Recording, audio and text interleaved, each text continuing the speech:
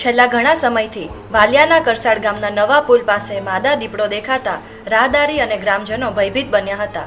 અઠવાડિયાથી માદા દીપડો દેખાતા ગ્રામજનોએ વન વિભાગમાં જાણ કરી હતી।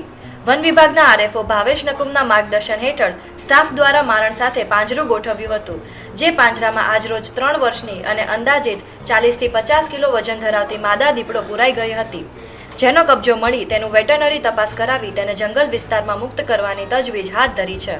હું રાઉન્ડ ફોરેસ્ટર વાલિયા આજરોજ કરસાડ ગામેથી અમે દીપડી પકડી લાવ્યા છીએ રોજ સવારે વહેલા, જે જાહેર જનતાના અવારનવાર કહેતા કે દીપડી અહીંયા નીકળે છે અને લોકોને રસ્તા પર જતા આવતા વારે વારે જોવા મળે છે।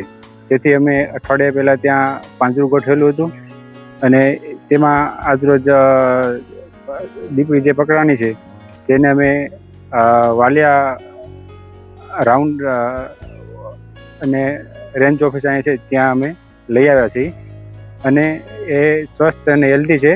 તેનું મેડિકલ ચેકઅપ પણ કરાવ્યું છે અને નાયબ વન સંરક્ષક શ્રી ભરૂચના હુકમ પ્રમાણે તેમને અનામત જંગલમાં છોડવામાં આવશે।